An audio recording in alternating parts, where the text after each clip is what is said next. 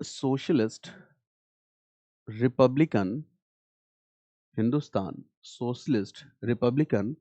You can write association also or army also. We can use two words here: Hindustan Socialist Republican Association or army. ठीक है, यानी this is what? This is reorganization of HRA. HRA ban है तो HRA को reorganize किया, change its name, and when name was changed, S was included. It means that this organization will work on socialistic lines. Samajwadi विचारधारा को आगे रख के काम करेगा. This is the point here. So you can write here that HSRA is reorganisation of HRA. It is what? ये क्या है? Reorganisation of HRA with a new commitment. With a new commitment, this is the reorganization of HRA with the new commitment. And what is the commitment? That now the revolutionary movement will be operated. Now the revolutionary movement will be operated along socialistic lines. Now the revolutionary movement will be operated along socialistic lines. ठीक है ना? Revolutionary movement will be okay, carried forward along the socialistic lines, right? So write important names. Founders में what are the important names here? Important names. ठीक है. और इसकी स्थापना कहाँ हुई? फिरोज शाह कोटला मैदान, न्यू दिल्ली. ठीक है ना? फिरोज शाह कोटला. और अभी देखो, what I am teaching here is exactly what you are going to write in your exam. This is completely in sync with the UPSC exam needs. But when I will make separate videos on Bhagat Singh, ठीक है, वो जो 3 hours videos बनाऊंगा, उसमें उनका childhood, उनका घर, है ना, फिरोज शाह कोटला मैदान जहाँ पे HSRA बना था, ठीक है, या फिर उनके जो एस्से का वो है, या फिर उन्होंने जो लेटर्स लिखे, I will display everything. So that will B for your general awareness. ठीक है. और वहां पे जब उसको पढ़ोगे और ये कॉन्सेप्ट रिलेट करोगे तो फिर क्या होगा? You will have a very good understanding of the life and teachings of the Bhagat Singh. दोनों चीजें कंबाइन होंगी. तो यहाँ पे हम उसको केवल और केवल एग्जाम पर्पज से लेके चल रहे हैं. That's why I am not displaying the images. Important name में एक तो नाम चंद्रशेखर आजाद का हो जाएगा. काकोरी कॉन्स्पिरेसी में ही वाज नेम्ड ना. The second important name is Bhagat Singh. There were so many revolutionaries. I am writing some important names only. Bhagat Singh. The third important name is Sukhdev. Sukhdev. ठीक है, Sukhdev. Next name is Bhagwati Charan Vohra. Bhagwati Charan Vohra. अब आप समझ पाए कि दीज नेम्स आर इंपॉर्टेंट. ये सब क्या है? रिवॉल्यूशनरीज है. और रिवॉल्यूशनरीज की पहले एक बुक बताया था. What was the name of that book? Bandi Jeevan. It was written by Sachindra Nath Sanyal. यहां पे भी एक बुक है. The name of that book is philosophy of bomb. This is very famous book, philosophy of bomb. अब कहोगे ये क्या है भाई? हमने गांधीयन फिलॉसफी सुनी, कंटियन फिलॉसफी सुनी, philosophy of bomb. The name itself indicate कि हमारी रिवॉल्यूशनरी एक्टिविटीज के पीछे एक फिलॉसफी है. इसको आप टेररिस्ट एक्टिविटी मत कहो. ठीक है. और बेसिकली इस बुक के 3 राइटर्स थे. There were 3 names. Write this. इस बुक को 3 लोगों ने मिलकर लिखा था. ठीक है. जैसे आप लोगों में से कोई अगर IAS टॉप कर जाएगा और हिस्ट्री सब्जेक्ट होगा तो बुक मैं लिखूंगा और आपका भी नाम उसमें जोड़ दूंगा. ठीक है. तो इससे बुक ज्यादा बिकेगी. ठीक है ना? ओके. लोग ऐसा करते हैं. ठीक है.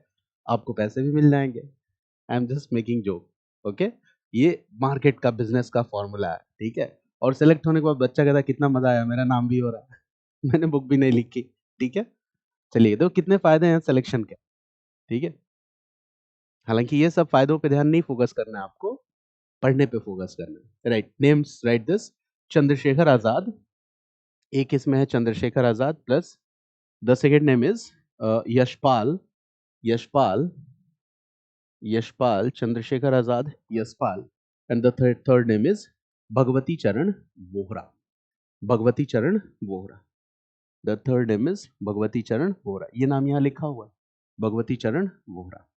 अच्छा देखो, क्या है फिलॉसफी का बॉम्ब? मतलब इसमें ये है, मतलब हम ये कह रहे हैं कि रिवॉल्यूशनरी एक्टिविटीज का भी एक ऑब्जेक्टिव है और उस ऑब्जेक्टिव को डिफाइन किया गया, क्लियर किया गया। और revolutionary, what is the objective of that revolutionary activities? That this is not a sporadic terrorist act. ये कोई हिंसक छिटपुट आतंकवादी घटनाएं नहीं है। This is not a sporadic terrorist act, but we aim to establish a new political order, we aim to establish a new social order, we aim to establish a new economic order in the society, and the society which we dream will be the society which will be free from all forms of exploitation. Exploitation will be near to impossible in that society. यानी हम जिस society की कल्पना कर रहे हैं वहां पे exploitation क्या होगा? Near to impossible. क्या इसमें अनटचेबिलिटी को खत्म करने का ऑब्जेक्टिव नहीं है? जेंडर डिस्क्रिमिनेशन को खत्म करने का ऑब्जेक्टिव नहीं है?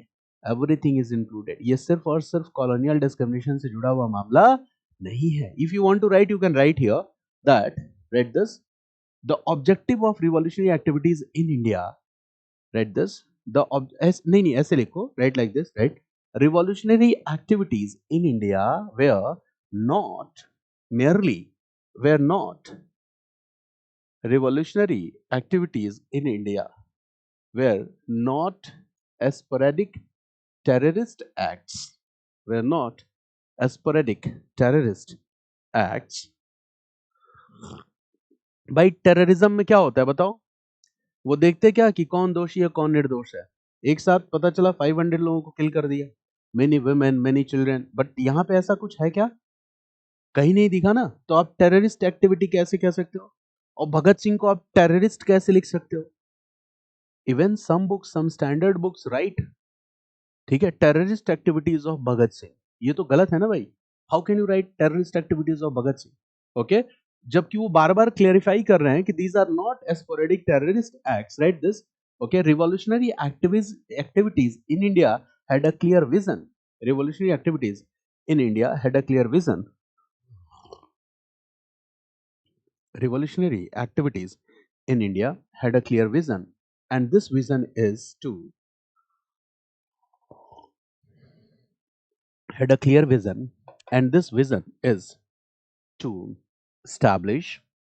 This vision is to establish a new political order, comma, social order, and economic order. To establish a new political order, new social order, and new economic order.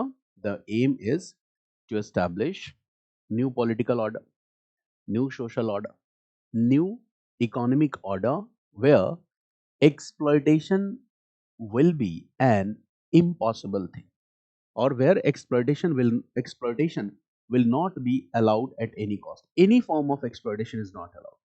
Any form of exploitation is not allowed. Where any form of exploitation was not allowed. अच्छा बताओ, socialism जब आया 1917 में Russia में, तो क्या कहा socialism ने?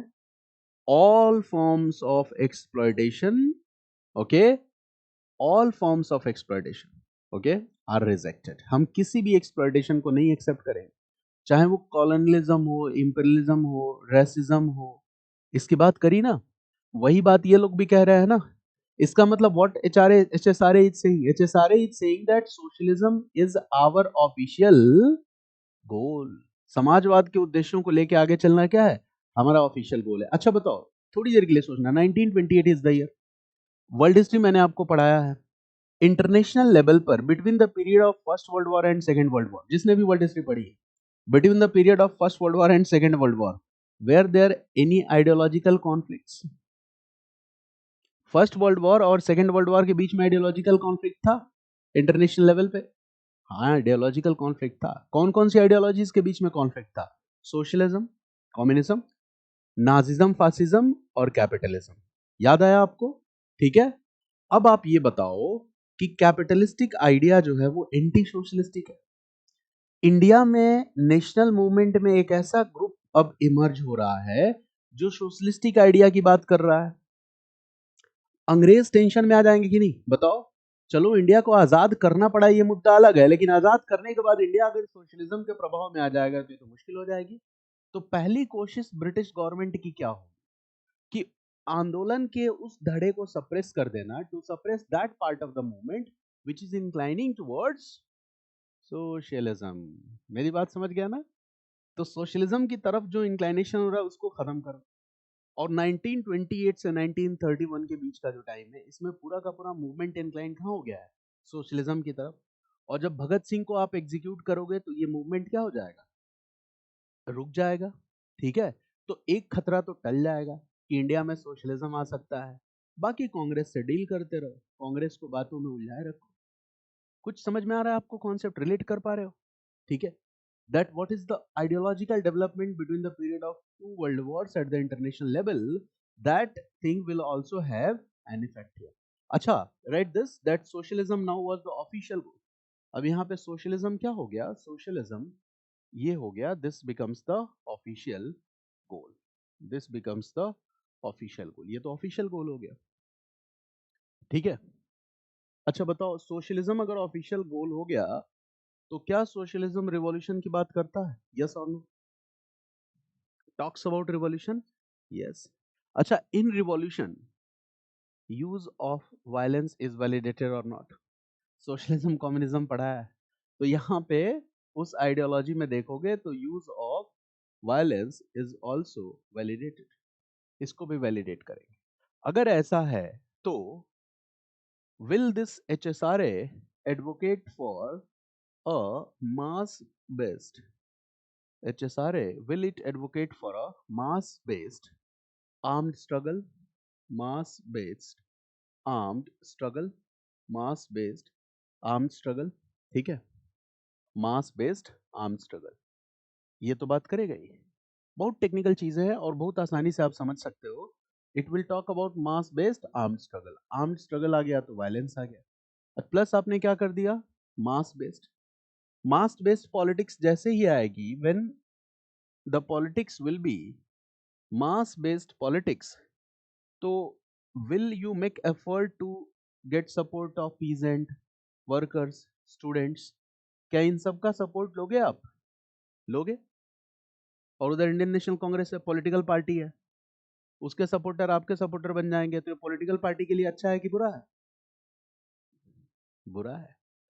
ठीक है, मुस्लिम लीग, ये भाई एक बात बताओ, Indian National Congress is a political party.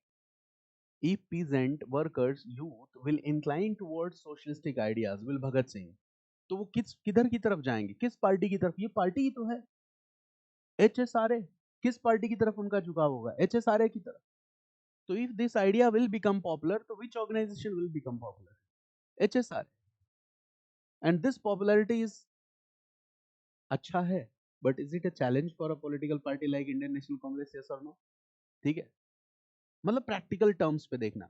मतलब ऐसा मैं नहीं कह रहा हूँ कि कोई चीज मैं आपके ऊपर थोप रहा हूँ, बट यस, पॉलिटिक्स के हिसाब से देखोगे तो ये चैलेंज तो है ही। ठीक है, now this is the idea that हम ये सारी की सारी चीजें करेंगे। ठीक है ना? और इसका मतलब it is very clear that the leaders of this HSRA have a political thinking also. इनकी एक पॉलिटिकल थिंकिंग भी है। They have a political thinking, there is a clear vision. ठीक है, इनकी पॉलिटिकल थिंकिंग है। Got it? और जैसे एक वर्ड आप लिखो, that will be a better idea, आप समझ पाओगे। Write this, okay. To establish a political system on the basis of to establish a political system as Federal Republic of United States of India। इस तरह का ये approach ले रहे हैं। Federal Republic, they are saying that we will set up this political system, Federal Republic of United States of India, United States of India, Federal Republic of United States of India। They are saying that this will be the new government in Hindustan। They are saying that this will be the new government in Hindustan, Federal Republic of United States of India। और यहाँ क्या होगा? Universal adult suffrage will be given. अच्छा, this was the time when there was no universal adult suffrage. था क्या universal adult suffrage? याद है? Cabinet mission 1946, elections हुए थे। इन इलेक्शंस क्या यूनिवर्सल एडल्ट सफरेज का फॉर्मूला यूज किया गया था? नो। ठीक है, वो क्या था? Limited franchise plus communal electorates 1946 में। तो HSRA क्या कह रही है? कह रही है भाई हम यूनिवर्सल एडल्ट सफरेज लेके आएंगे. We will abolish all the systems which make exploitation of a man by man possible. ठीक है? We will support and develop peasant organizations, labor organizations. ठीक है? They are advocating the rights given to the peasant and workers organization. वो rights देने की बात कर रहे हैं. Okay? This is one of the most important thing. Okay? So write this here that they advocated for the rights like universal adult suffrage. They advocated for the rights like universal adult suffrage. ठीक है? सार्वभौमिक वयस्क मताधिकार. ठीक है? Right. Opposing all kinds of exploitation. ये किया. Opposing all kinds of exploitation. Opposing all kind of exploitation. Right, next point. Okay. Making and development and consolidation of peasant and workers organization. इस पे भी focus होगा. Development and consolidation of peasant plus worker plus student organization. Development and consolidation of peasant, worker and student organization. ठीक है? Development, ठीक है? And consolidation of peasant, worker and state organization, student organization. जैसे मान लो कि if you are in Maharashtra और Vipin is in Haryana, Puja is in Rajasthan या शताक्षी, ठीक है? तो आपके यहाँ suppose there is, okay, आपने regional peasant organization बना ली, ठीक है? In different states और provinces.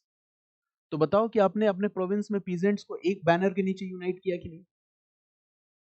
और जब वो सारे ऑर्गेनाइजेशन से एक साथ मीटिंग करेंगे तो क्या ऑल इंडिया लेवल पे पीजेंट्स को यूनाइट किया जा सकता है? हाँ, यही तो तरीका है. ऐसे ही आपने क्या किया? अपने डिस्ट्रिक्ट में स्टूडेंट का एक ऑर्गेनाइजेशन बनाया, फिर स्टेट लेवल पे बनाया, फिर सारे स्टेट के स्टूडेंट्स को इकट्ठा किया. जैसे आज पॉलिटिकल पार्टीज क्या करती हैं? Student union. ठीक है? आपको पता ही होगा, कांग्रेस का भी है, बीजेपी का है, सारी पार्टीज ने बना रखा है. यूनिवर्सिटी इलेक्शंस में लोग पार्टिसिपेट करते हैं. क्यों? क्योंकि जब जरूरत पड़े स्टूडेंट सपोर्ट. तो आइडिया तो आज भी चल रहा है ना, क्योंकि स्टूडेंट सपोर्ट अगर आपको मिल गया तो फिर आपका पॉलिटिकल पावर. और Bhagat Singh who is the leader in this page, इस पूरे के पूरे फेज में लीड कौन कर रहा है? भगत सिंह. और भगत सिंह ऐसा व्यक्ति, ऐसा नहीं कि भाई रिवॉल्यूशन करना है तो बस बैठ के सोच रहा है किसको किधर निपटाना है, ऐसा नहीं. He was a voracious reader. he read a lot of literature on socialism. Soviet union के बारे में पूरी की पूरी किताबें पढ़ डाली उन्होंने, रिवॉल्यूशन के बारे में पूरी की पूरी किताबें पढ़ डाली. ठीक है? पीजेंट राइट्स क्या हो सकते हैं, वर्कर्स राइट क्या हो सकते हैं, ये सब कुछ पढ़ा होगा. And then Bhagat Singh said that we are talking about a revolution and this revolution is by the masses and for the masses. इसका मतलब भगत सिंह के लिए what is revolution? Is it only a military violence or a kind of violence? No. What is the objective of the revolution? The objective of the revolution is to ensure liberation of India. ठीक है? भारत को आजाद करना, ये है objective of the revolution. The objective of the revolution is to build a socialistic society. The objective of the revolution is to end all kind of exploitation. Okay? कि एक नया economic system, एक नया पॉलिटिकल सिस्टम ये हम लेके आए. And Bhagat Singh said that communalism was as big danger as colonialism. इस देश के लिए उपनिवेशवाद जितना बड़ा खतरा है उससे कम बड़ा खतरा संप्रदायवाद नहीं है. Communalism is as big danger as colonialism. मेरी बात समझ गए? अब बताओ, ऐसे आदमी से तो सारी पार्टियां डरेंगी. हिंदू कम्युनल पार्टियां भी डरेंगी, मुस्लिम कम्युनल पार्टियां भी डरेंगी. कांग्रेस को लग रहा है यार ये तो गांधी से भी ज्यादा पॉपुलर हो गया, इंडियन नेशनल कांग्रेस से भी ज्यादा पॉपुलर हो गया, और कह रहा है कि रिवॉल्यूशन का ऑब्जेक्टिव ये होगा, हम नई सरकार बनाएंगे, नई इकोनॉमी लेके आएंगे. अब बताओ कौन कौन नाराज हुआ भगत सिंह से? लॉजिकली सोचो.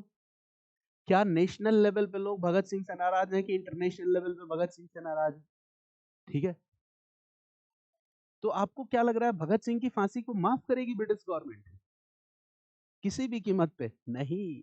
भगत सिंह को जिंदा रखने का मतलब था कि पूरा का पूरा पॉलिटिकल सिस्टम बदल सकता था. ठीक है? क्योंकि सेकेंड फेज के रिवॉल्यूशनरी एक्टिविटीज के पीछे एक आइडियोलॉजी काम कर रही है. फर्स्ट फेज की रिवॉल्यूशनरी एक्टिविटीज ब्रिटिश गवर्नमेंट के लिए उतनी चैलेंजिंग नहीं थी जितनी कि सेकेंड फेज की रिवॉल्यूशनरी एक्टिविटीज थी. Are you getting my point? कि क्या है ऑल दिस, ठीक है। नाउ ठीक है, राइट दिस। इसमें ये भी था भगत सिंह का कि भाई नेशनलाइजेशन ऑफ रेलवेज कर देंगे, लार्ज स्केल इंडस्ट्रीज, और ये सारा आइडिया था। अब बताओ नेशनलाइजेशन की बात करोगे आप, ठीक है, तो जो प्राइवेट प्लेयर्स मार्केट में है उनकी हालत क्या होगी। और अंग्रेजों ने कितना इन्वेस्टमेंट कर दिया था इंडिया में, आपको पता है। There was a fear that, याद है जब मैंने आपको बताया था इकोनॉमिक एक्सप्लॉयटेशन, तो उसमें फेजेस बताए थे।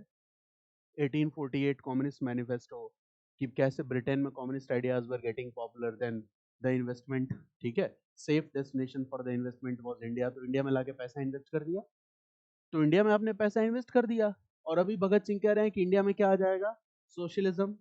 तो आपका सारा इन्वेस्टमेंट खतरे में आ गया। तो सबसे बड़ा विलन कौन है कैपिटलिस्ट के लिए भी, भगत सिंह, क्योंकि नेशनलाइजेशन की बात कर रहे हैं। तो अब आपको ये बात समझ में आ रही होगी कि एग्जीक्यूशन के पीछे, भगत सिंह के एग्जीक्यूशन के पीछे लॉजिक क्या है, ठीक है।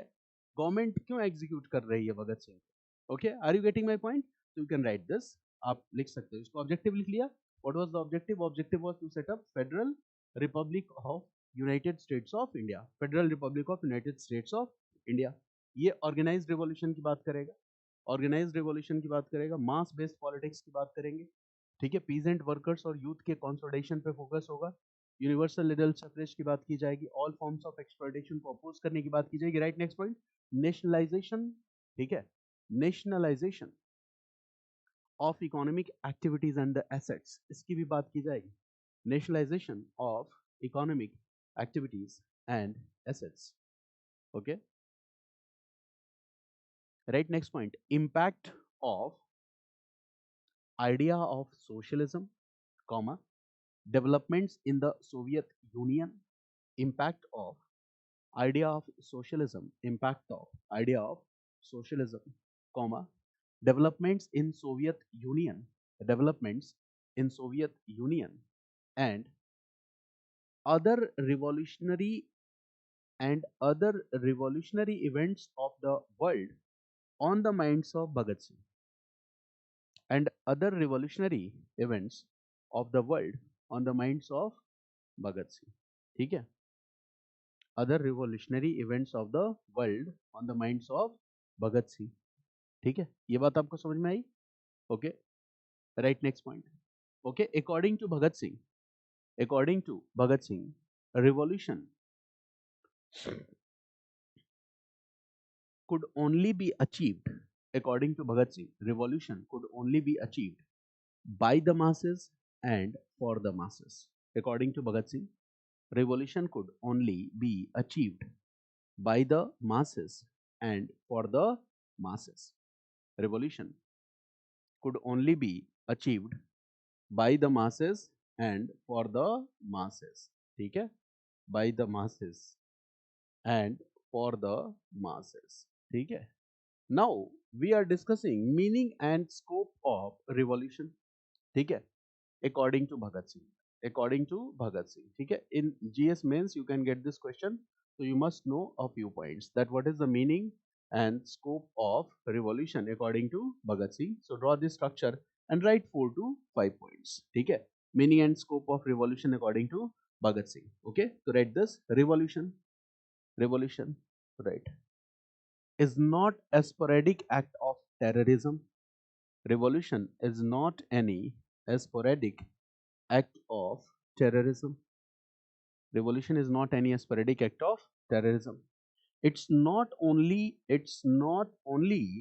a military violence, it's not only a military violence, okay, its scope is wider than that, scope is wider than that,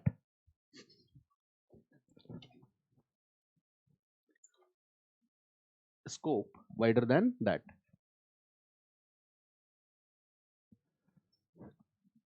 scope wider than that, इसका scope क्या है? Am I audible, Vipin? Scope is wider than that, right। So what is the scope and objective according to Bhagat Singh? What is the scope and objective? Bhagat Singh के according scope and objective क्या है, right? National liberation, national liberation, this is the scope and objective, national liberation, ये क्या है? This is the scope and objective. National liberation is the scope and objective. The third point, और objective क्या है? ये पहला ऑब्जेक्टिव है, right? Objective number 2. दूसरा ऑब्जेक्टिव क्या है? Okay, to build a new socialistic society. The second objective is to build a new socialistic society. To build a new socialistic society. ठीक है. Next objective is, right, to develop a new political order. To develop a new political order. New political order. To develop a new economic order. To develop a new social order. To develop a new political order. New economic order. New social order. ठीक है. अच्छा, इस social order में communalism के लिए कोई जगह है क्या? Is there any space for communalism? No. So you can write here that in the new social order there will be no space for communalism. There will be no space for communalism. ठीक है. In this new social order there will be no any space for communalism. इस नए social order में communalism के लिए कोई जगह नहीं होगी. There will be no any space for communalism. ठीक है. और एक स्टेटमेंट लिखो भगत सिंह का, that is very important, right? Communalism was as big danger as colonialism. Communalism was as big danger as colonialism. Communalism was as big danger as colonialism. फिर पार्टियों की politics कैसे चलेगी? Communalism and as big danger as colonialism. और दूसरी बात भगत सिंह क्या कहते हैं? ठीक है. Bhagat Singh idea about the untouchability, custom of untouchability that is practiced in India. Bhagat Singh says that, okay, कि भाई आप छुआछूत क्यों मानते हैं? आप किसी शूद्र को टेंपल में नहीं जाने देते, शूद्र को घर में नहीं आने देते, शूद्र को अलग बर्तन में चाय देते हो, शूद्र को अपने किचन में एंट्री नहीं करने देते. कहा अगर शूद्र को एंट्री देने से अगर आपका ईश्वर नाराज हो जाता है तो मैं ऐसे ईश्वर को मानने से इनकार करता हूं. फिर वो ईश्वर कहाँ है? जो ईश्वर छोटी छोटी बातों पे नाराज हो जाए वो ईश्वर है? बताओ. हम तो कहते हैं कि ईश्वर एकदम शांत है, बिल्कुल नाराज नहीं हो सकता. तो अगर आपका ईश्वर इन छोटी छोटी बातों पे नाराज हो जा रहा है कि how Shudra entered the temple, how Shudra used the public wells, है ना? And you are not doing interdining with the Shudras and you are worshipping a god. So if your god like these kind of things, so I don't believe in such kind of god. ऐसे ईश्वर में मुझे भरोसा नहीं है. अच्छा, कहाँ से गलत लॉजिक है बताओ? तो जो लोग कास्ट बेस्ड पॉलिटिक्स कर रहे हैं उनके लिए भी भगत सिंह खतरा, जो कॉम्युनल पॉलिटिक्स कर रहे हैं उनके लिए भी भगत सिंह खतरा. और लास्टली भगत सिंह क्या कहते हैं? I believe in the abolition of capitalism and the system of class domination. इसका मतलब Bhagat Singh is danger for the capitalist also. Bhagat Singh is danger for the capitalist countries also. Okay, so this is the idea. तो you can write here that, okay, Bhagat Singh social order में एक और point लिख सकते हो, right? Bhagat Singh did not believe in the system of caste rigidities and practice of untouchability. Bhagat Singh did not believe in the system of caste rigidities and the practice of untouchability. ठीक है. तो भगत सिंह की T shirt पहन के हिंदू मुस्लिम करते हो, भगत सिंह की T shirt पहन के, ठीक है, ब्राह्मण और दलित करते हो, तो तुम भगत सिंह के आइडिया को थोड़ी ना मानते हो यार. ठीक है. तो भगत सिंह की टी शर्ट उतार दो. ठीक है, उसका कोई मतलब नहीं है, right? So he did not believe in the idea of caste rigidities and the custom of untouchability, right? Next point. और भगत सिंह क्या सोचते हैं? What Bhagat Singh thinks, right? He believes in the idea of abolition of capitalism. ये सबसे खतरनाक है. He believes in the idea of abolition of capitalism. कहते capitalism को अबॉलिश करना, abolition of capitalism, right? Next point. Okay, he believes in the idea of abolition of class domination. He believes in the idea of abolition of class domination. It means class conflict को क्या करना है? abolish करना है. ठीक है, right? नहीं, sorry, है ना? यानी कि जो कास्ट क्लास बेस्ड डिस्क्रिमिनेशन है इसको खत्म करना है. Got it? Class conflict is the ultimate reality. तो उस कॉन्फ्लिक्ट को खत्म करेंगे और क्लास बेस्ड डिस्क्रिमिनेशन को ठीक है, खत्म करेंगे. So he believes in the idea of abolition of class domination. Right, next point. Bhagat Singh fully accepted. Bhagat Singh fully accepted, I am using a word here, Marxism. Bhagat Singh fully accepted Marxism and the idea of class approach to society. Bhagat Singh fully accepted Marxism and the idea of class approach to society. Fully accepted Marxism and the idea of class approach to society. ठीक है, भगत सिंह क्या कहते हैं कि a person must be free from the mental bondage of religion, of superstitions. We all are in that mental bondage. हम सब उस मानसिक बंधन की दशा में, ठीक है. We believe in superstitions. We are under the dominance and influence of religion. का पहले इससे बाहर निकलो. And a society can progress only when the individuals will learn to criticize, to disbelieve, and to challenge the item of faith. जैसे भगत सिंह ने कहा कि मैं ऐसे ईश्वर को नहीं मानता जो छुआछूत को बढ़ावा देता. उन्होंने क्या किया? ओल्ड फेथ को क्वेश्चन किया, क्रिटिसाइज किया. अच्छा, अगर ऐसा आइडिया है और ऐसी सोसाइटी में अगर ऐसी चीजें मानने वाले यूथ है तो सोसाइटी प्रोग्रेस करेगा कि नहीं? Obviously the society will make progress. जैसे एक आपने जेंडर डिस्क्रिमिनेशन, आपने एक लाइन सुनी होगी, you must have heard this line, है ना, कि ज्यादा पढ़ा लिखा देने से लड़कियां हाथ से निकल जाती. सुना होगा. बहुत लोग कहते हैं हाँ यार थोड़ा संभाल के, बाहर पढ़ने वढ़ने नहीं भेजना है, घर में रह गए तुम ऑनलाइन क्लास कर लो, बाहर नहीं जाना. तो पीपल बिलीव ज्यादा पढ़ा लिखा देने से घर की लड़कियां हाथ से निकल जाती है. बट व्हेन यू बिलीव कि अगर ये सच है कि ज्यादा पढ़ा लिखा देने से लड़कियां हाथ से निकल जाती है, तो मैं चाहूंगा कि मेरी बेटी मेरे हाथ से निकल जाए, मैं चाहूंगा मेरी बहन मेरे हाथ से निकल जाए. When you will start thinking like that, you are challenging the beliefs of old faith. मेरी बात समझ गया ना? आपने सीधा सीधा क्या किया, हमला बोल दिया. तो आप पसंद आओगे क्या? गांव में बोल के देखो कि मैं चाहता हूँ मेरी बेटी मेरे हाथ से निकल जाएगी, इसका विवाह नहीं होने देना है, इसका विवाह काटने में, जब भी इसका मैरिज प्रपोजल कहीं से आए तो इसका कट करो, ठीक है. ओके, तो Bhagat Singh was that kind of person. ठीक है ना. So that is important point. You can write here this line is very important. ऐसे में भी आप यूज कर सकते हो. Write this. According to Bhagat Singh, according to Bhagat Singh, according to Bhagat Singh, a person must be free from mental bondage of religion and superstition. A person must be free from the mental bondage of religion and superstition. A person must be free from the mental bondage of religion and superstition. Okay, right, next statement. Read this. That society will make progress. That society will make progress the young where the young people learns to. That society will make progress where the young people learns to. That society will make progress where the young people will learn to criticize, disbelieve, where the young people will learn to criticize, disbelieve, and challenge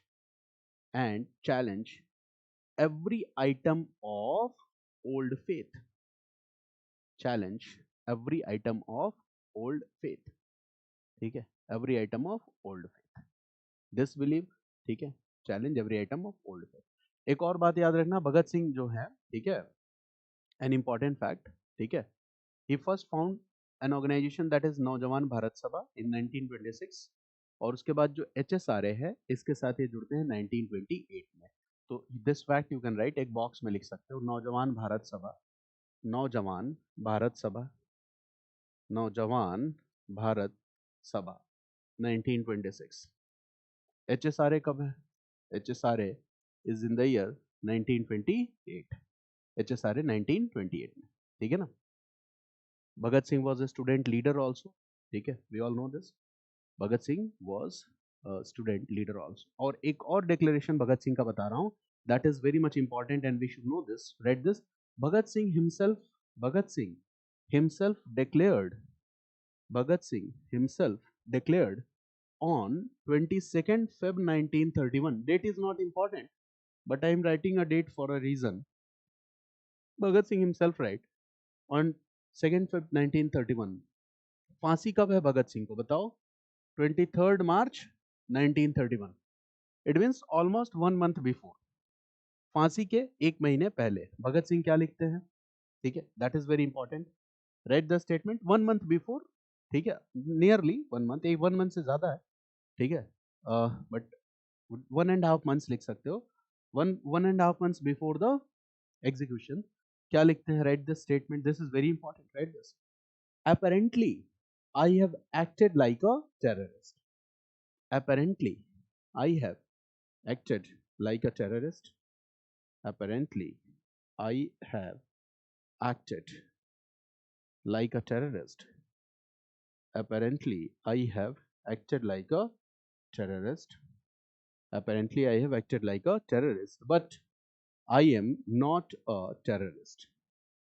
But I am not a terrorist. And I was never a terrorist. I am not a terrorist and I was never a terrorist. ठीक है?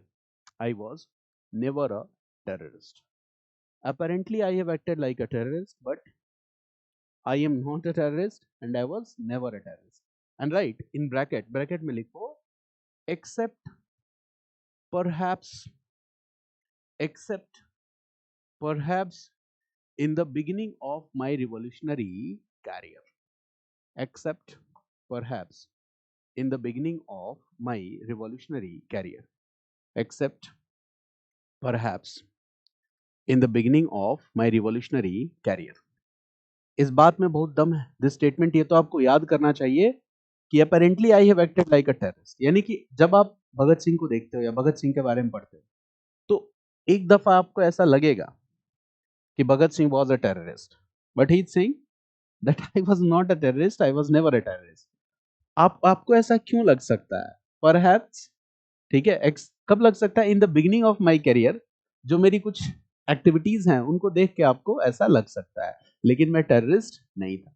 अच्छा, दूसरी बात है, the established historians wrote Bhagat Singh as a terrorist.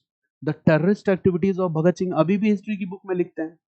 बताओ कितना बड़ा injustice है ये कि the same person is making clarification कि I was not a terrorist, I was never a terrorist, and what you are writing, sub heading है book में, terrorist activities of Bhagat Singh. क्या ये गलत नहीं है? तो in exam when you will write this word revolutionary activities of Bhagat Singh. ठीक है ना? ये बात थोड़ा बताना था आपको.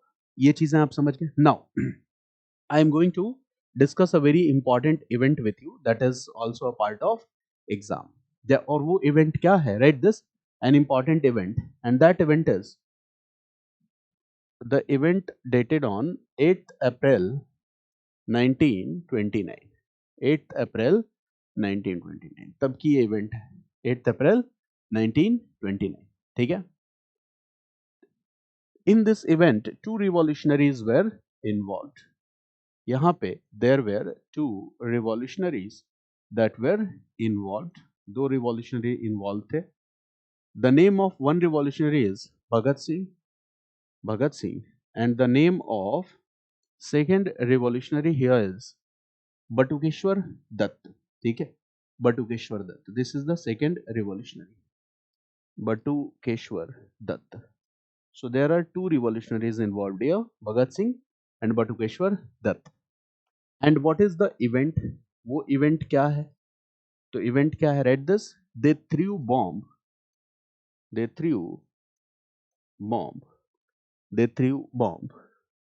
in the Central Legislative Assembly on empty benches. In the Central Legislative Assembly, आज जिसको पार्लियामेंट कहते हो, मतलब पार्लियामेंट में कोई बॉम्ब फोड़ दे तो ये तो बहुत बड़ी घटना हो जाएगी ना. So they threw bomb in the central legislative assembly. और ये बॉम्ब कहां फेंका? On empty benches. On empty benches. Empty benches पे फेंका. एम्प्टी बेंचेस पे फेंका. क्यों फेंका? ये बात आपको समझनी है. क्यों फेंका? ठीक है, इसके पीछे का रीजन समझो. देखो 1929 इज द ईयर. और 1923 स्वराजिस्ट पार्टी पॉलिटिक्स, पता है ना आपको? Council entry, Indians mid council entry, Indian घुस गए लेजिस्लेटिव काउंसिल में। गांधी बाबा ने समझाया था काउंसिल में जाने वाने का कोई मतलब नहीं। वीटो पावर किसके पास है? गवर्नर जनरल के पास, ठीक है। अगर आप लोग सब लोग मिल के भी किसी चीज को अपोज करोगे तो गवर्नर जनरल अगर चाहेगा तो अप्रूव कर देगा, चाहेगा तो रिजेक्ट कर देगा। तो मतलब क्या हुआ, जैसे मैं आप सबसे ओपिनियन लूं, है ना, कि कल सुबह 8 बजे की क्लास लेनी थी, जैसे रात को मैंने आप सबसे ओपिनियन पूछा, आपने कहा हाँ हाँ हम क्लास ले सकते हैं सुबह में 8 बजे, और पता चले अगर आप कहते, सब लोग कहते नहीं नहीं हम क्लास नहीं ले पाएंगे सुबह 8 बजे, मैं कहता तो मैं तो पढ़ाऊंगा सुबह 8 बजे। तो गवर्नर जनरल यही काम करता था, ठीक है, आपकी ओपिनियन पूछता था, फिर वो करता वही था जो उसको करना था, ठीक है। इसीलिए गांधी बाबा ने कहा था कि ये पॉलिटिक्स बहुत सक्सेसफुल नहीं होगी। तो in central legislative assembly British government introduce two bills, दो बिल्स इंट्रोड्यूस किए। The name of one bill was public safety bill. अच्छा, पब्लिक सेफ्टी बिल के नाम पे वो क्या कर रहे थे? They were trying to curtail civil liberties of Indians. मतलब बिल का नाम क्या है? Public safety bill. अंग्रेज धोखा बहुत देते थे। उन्होंने 1909 के एक्ट को क्या कहा? We are going to introduce a set of legislative reform. 1919 के बारे में क्या कहा? We are going to introduce a fresh set of legislative reforms. तो बेवकूफ तो बनाते ही थे वो। So they introduce public safety bill, and the objective of this public safety bill was to curtail the liberties of Indians, भारतीयों की स्वतंत्रता को कम करने की कोशिश करना।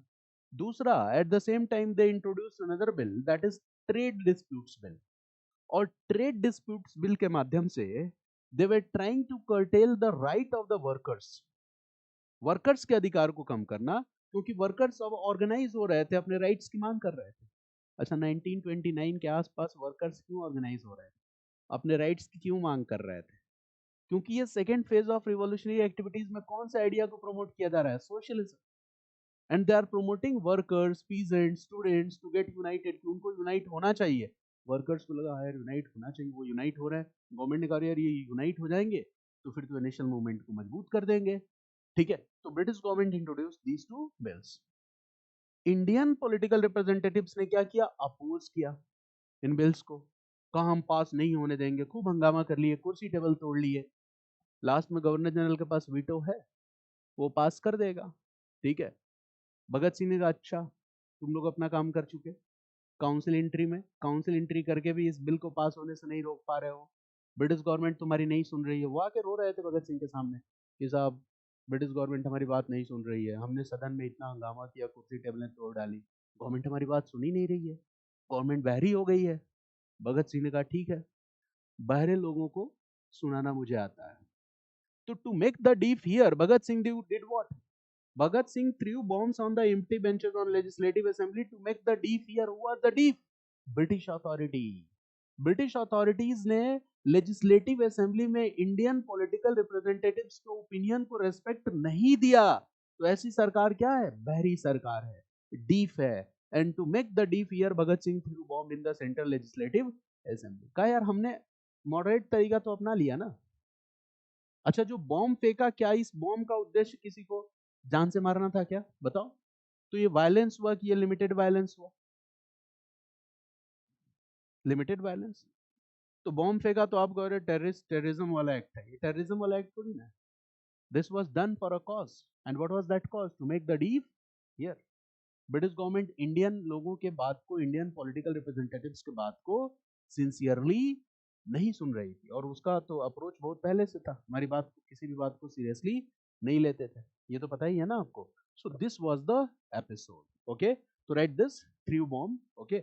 And why threw bomb? Right, to make the deaf hear, to make the deaf hear, to make the deaf hear, to, to make the deaf hear. Now who is the deaf here?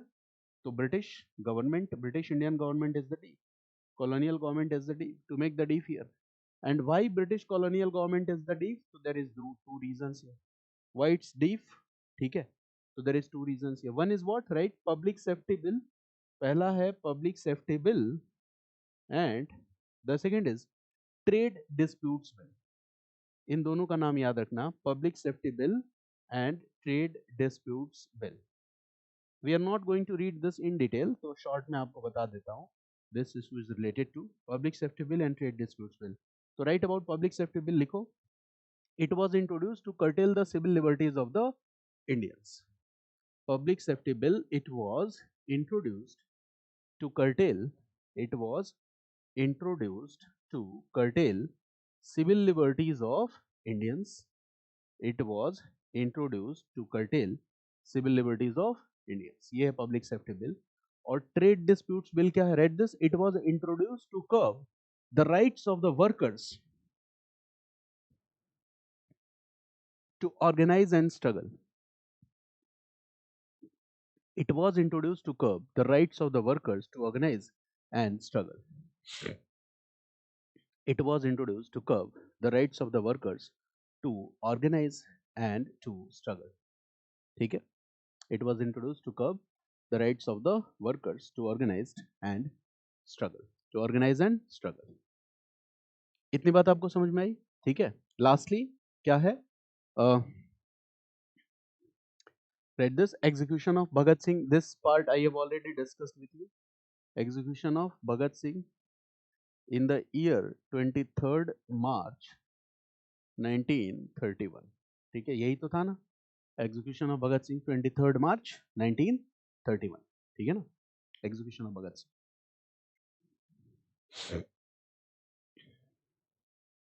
अब execution of Bhagat Singh, अब देखो 1931, यानी कि between this period 1928 to 1931, okay, Bhagat Singh popularity was at its peak.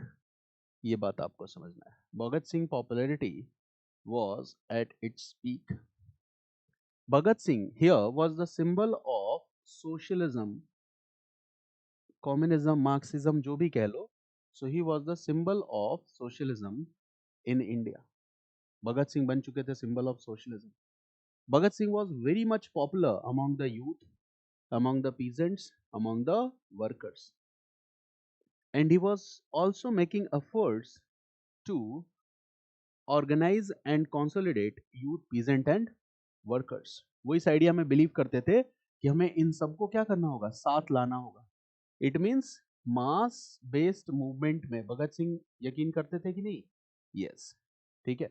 But this mass based movement is ultimately for a revolution. इससे क्या किया जाएगा? Revolution. And this revolution will be successful in uprooting British rule from India. Uprooting British rule from India. अच्छा, अंग्रेज जब चले जाएंगे तो इंडिया में एक नया पॉलिटिकल ऑर्डर आएगा that is based on socialism, economic order that is based on socialism, social order that is based on socialism. Bhagat Singh यही कहते थे ना. Now who is in threat due to Bhagat Singh? तो at international level you can write here that at international level between the period of two world wars, at international level between the period of two world wars, there were ideological conflicts. International level में ideological conflict चल रहा था. There was ideological conflict between the period of two world wars. ठीक है? There was ideological conflict between the period of two world wars at the international level. ठीक है? और ये ideological conflict read this किन किन ideologies के बीच में चल रहा था? तो capitalism, socialism, communism, Nazism, fascism. ये आपको पता है. I have already discuss this. ठीक है? तो यहां क्या हो रहा है? Bhagat Singh rise and popularity is promoting the ideological conflict between capitalism and socialism in India, and that's why Bhagat Singh was a serious threat for the British government. So write this. Now Bhagat Singh's rise and popularity as a socialist leader in India. Now Bhagat Singh's rise and popularity as a socialist leader in India. Now the Bhagat Singh's rise and popularity as a socialist leader in India was a threat. Bhagat Singh's rise and popularity as a socialist leader in India was like a threat for British government as well as the capitalist ideology at the international level. British government as well as capitalist ideology at the international level. ठीक है? Bhagat Singh as well as capitalist ideologies at the international level. ठीक है, international level पे जो capitalist ideologies था उसके लिए भी क्या था, it was like a threat. समझ पाए? दूसरा थ्रेट किसको हो जाएगा, right? Threat to the capitalists, threat to the capitalists. Bhagat Singh's emergence was a threat for the capitalists. Emergence was a threat for the capitalists. Capitalists को भी खतरा है। वो क्या कह रहे हैं, abolition of capitalism। तो ये रिलेट कर पा रहे हो ना, नेशनलाइजेशन ऑफ प्रॉपर्टीज और इकोनॉमिक एसेट्स। ठीक है, तो कैपिटलिस्ट को खतरा है, right? Third point, Bhagat Singh emergence was also a threat for the communal parties। communal parties के लिए भी खतरा है, right? Bhagat Singh's emergence was also a threat for the communal parties. His emergence was also a threat for the communal parties। ठीक है ना?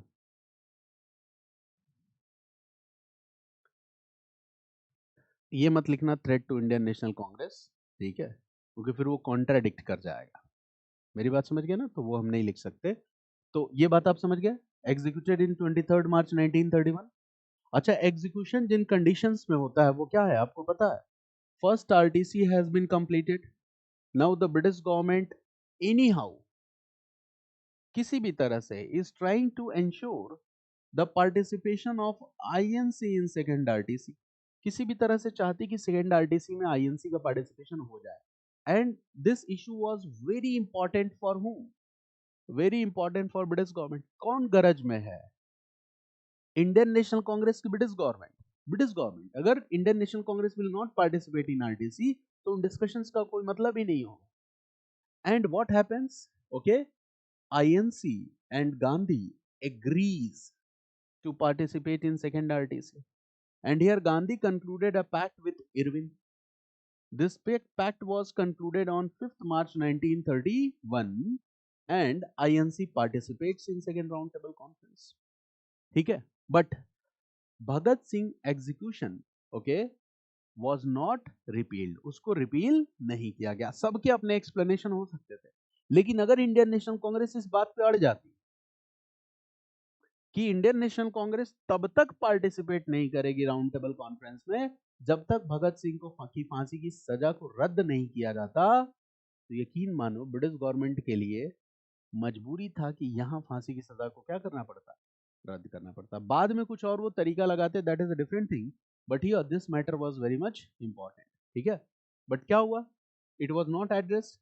Gandhi raise this issue कि आप भगत सिंह के फांसी के सजा को वो करो, but British authority says that Gandhi baba, Bhagat Singh पे वायलेंस का चार्ज है और आप हमेशा वायलेंस का विरोध करते हो, so we can release political prisoners on whom there are no charges of violence, but we cannot release Bhagat Singh. Bhagat Singh को हम नहीं छोड़ सकते। now what happens? 23rd March 1931 Bhagat Singh was executed। और इसके बाद हम क्या देखते हैं? INC participates in second RTC, second round table conference में पार्टिसिपेट करते हैं। और भगत सिंह के एग्जीक्यूशन के साथ ही, हालांकि एक और इवेंट है दैट इज इन बंगाल, ठीक है, चिटगोंग आर्बरी रेड, वो भी डिस्कस करूंगा। But with this what we see that the second phase of revolutionary activities will come to an end. अच्छा, पीजेंट और वर्कर तो पहले से कंसोलिडेट हो ही चुके हैं, अब उनको कांग्रेस के बैनर के नीचे लाने की कोशिश होगी। कांग्रेस में सोशलिस्ट लीडर्स होंगे, ठीक है, और that peasant organisation and all this, they will become part of Indian National Congress, वो इंडियन नेशनल कांग्रेस का हिस्सा बनेंगे। This is going to happen. So do you understand all this? आप ये समझ गए? ठीक है, अब देखो क्या है, एक सवाल आपने पूछा नहीं जबकि आपको पूछना चाहिए था कि भगत सिंह, क्या कहा ब्रिटिश अथॉरिटीज ने कि we will release all those political prisoners on whom there are, okay, no any charges of violence. तो was Bhagat Singh tried in this case? क्या इस केस में फांसी हुई? Central legislative assembly throwing bombs in this case? No, इस case में भगत सिंह को फांसी नहीं हुई थी। किस केस में फांसी हुई थी? तो देखो, एंटी साइमन एजिटेशन याद करो, lathi charge, which leader was hurt? Lala Lajpat Rai was hurt. और ये बात भी कब की है? 1928 की। और इसका बदला लेने के लिए किसको मारा गया? सॉन्डर्स को मारा गया। और उसके बाद HSRA ने एक पोस्टर रिलीज किया, उस पोस्टर पे लिखा कि be aware tyrants, our revenge was taken, Saunders was killed. ठीक है, इस नोटिस को चिपका दिया हर जगह। ठीक है, बी अवेयर टायरेंट्स, आतताइयों तुम सतर्क हो जाओ। लाला लाजपत राय किलिंग्स वॉज एवेंज्ड, लाला लाजपत राय की हत्या का बदला लिया जा चुका है। सॉन्डर्स वॉज किल्ड, ऐसे ये पोस्टर लगाते थे रिवॉल्यूशनरीज। तो इसी मामले में भगत सिंह, सुखदेव और राजगुरु को ट्राई किया गया और लाहौर के जेल में इनको फांसी दे दी गई। केस ये था, मेरी बात समझ गया ना? क्योंकि इसमें तो डिफेंड किया गया इनको, central legislative assembly throwing bombs on the empty benches of central legislative assembly। ठीक है ना? तो you can write here if you want to।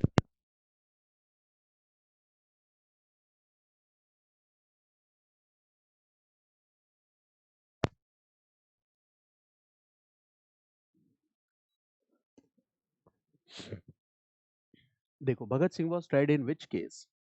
Bhagat Singh was tried in which case? Bhagat Singh was tried in which case? Okay, तो यहाँ पे लिख सकते हो anti Simon agitation. This is just a hint. Anti Simon agitation, Lala Lajpat Rai was killed। ठीक है, Saunders was considered responsible, Lala Lajpat Rai was killed, Saunders was considered responsible। ठीक है, और ये घटना कब की है? 1928 की। ठीक है ना? Now Bhagat Singh, Sukhdev and Rajguru, Bhagat Singh, Sukhdev and Rajguru killed Saunders, killed Saunders। Bhagat Singh, Sukhdev and Rajguru killed Saunders।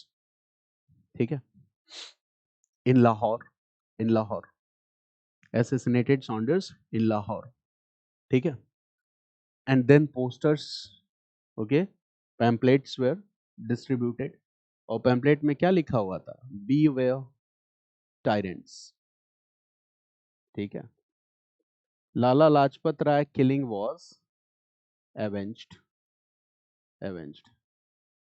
Saunders, ठीक है, was killed। ये पोस्टर लगाया। ठीक है ना? ये है वायलेंस।